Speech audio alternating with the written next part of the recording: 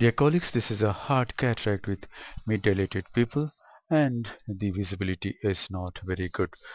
Cornea is lustreless. I've started the case and let us see the surgical stage. By this time the main incision has been made. This is the side port on the left side of the main incision. Since the visibility is not very good, I am going to use trypan blue dye to stain the anterior capsule so that capsulorhexis becomes easy. And now this is the dye. 0.06% trypan blue dye has been injected underneath and above. The dye is washed out immediately after 5-6 seconds, and staining occurs within this very short period of time. The dye has been washed out. Now viscoelastic substance HPMC, hydroxypropyl methyl cellulose, is now injected into the antechamber. Here it is. The viscoelastic substance is also applied over the corneal epithelial surface of the cornea and it improves visibility.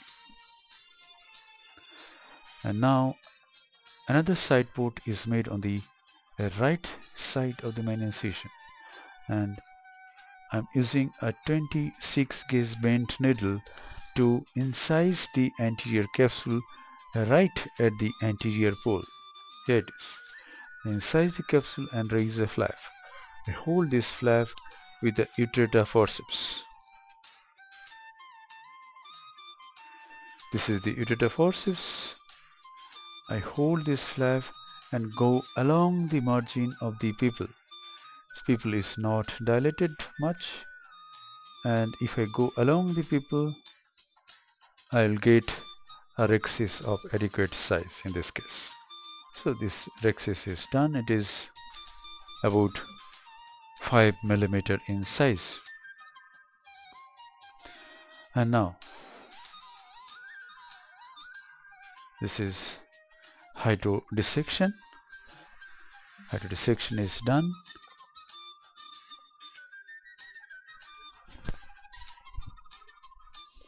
The nucleus is gently depressed and it is rotated.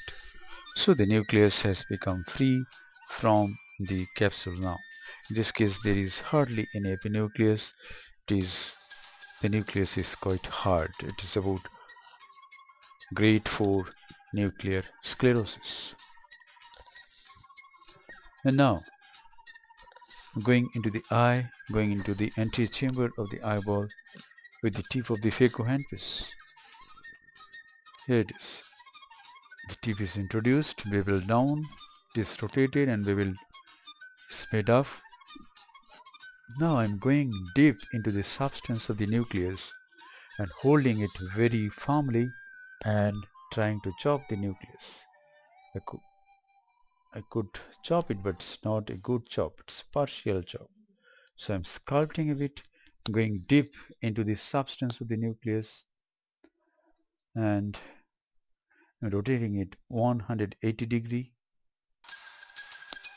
sculpting it some more, going at a deeper level, and I chop it here, and thus I get 2 halves. Probably the nucleus is not free at the middle. There is a leathery posterior plate. So I'm not at all afraid. I'm just going strong, going slowly, but going very strong. Here I'm sculpting, holding the nuclear mass at a deeper level and chopping it into smaller parts, smaller fragments. This free nuclear fragment is being emulsified and removed. Now I rotate the nucleus, hold it at this place and chop it here. This free nuclear part is emulsified and taken. The phaco power I'm using in this case is 80%. I repeat, it is 80%. Flow rate is 50 millimeter of mercury and vacuum is 5. Flow rate is 50 ml per minute and vacuum is 500 millimeter of mercury. This is the last nuclear fragment.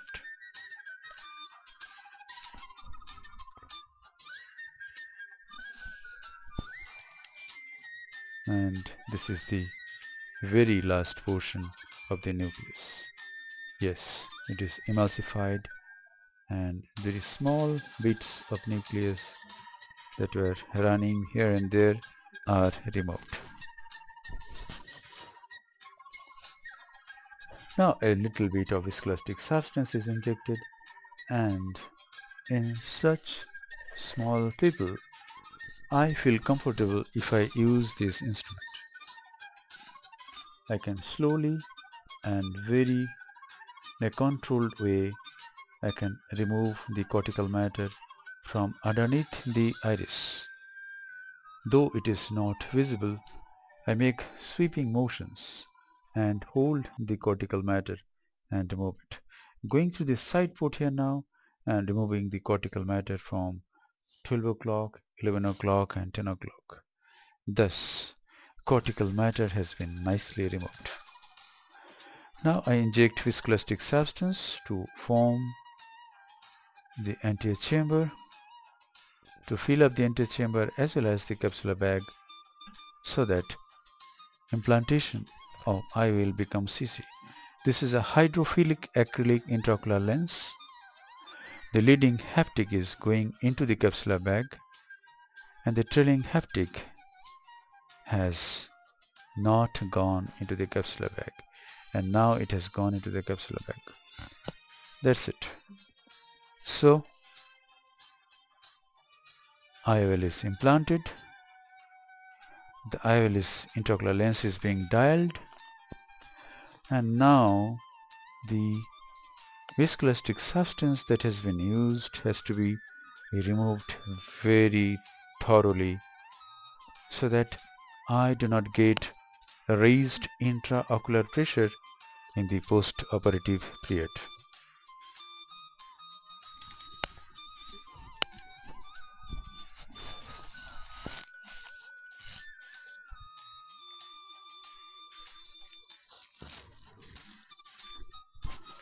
And now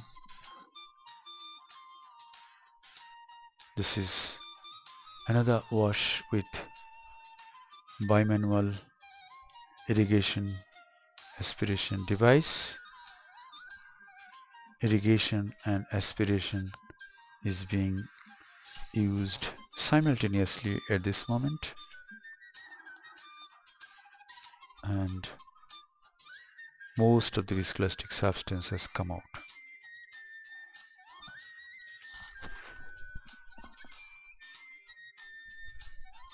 Now I am going behind the IOL and irrigating the area behind the IOL. Thus, whatever viscoelastic substance gets trapped in the capsular bag comes out. Now the side ports are hydrated to make these wounds waterproof, and this is the final wash. Dear colleagues, be very meticulous in your surgeries. Respect every cell of the eyeball and do excellent surgeries. Give very good service to human beings. Love and respect human beings. Thank you very much for your attention. Hope this video will help you in developing your surgical skills.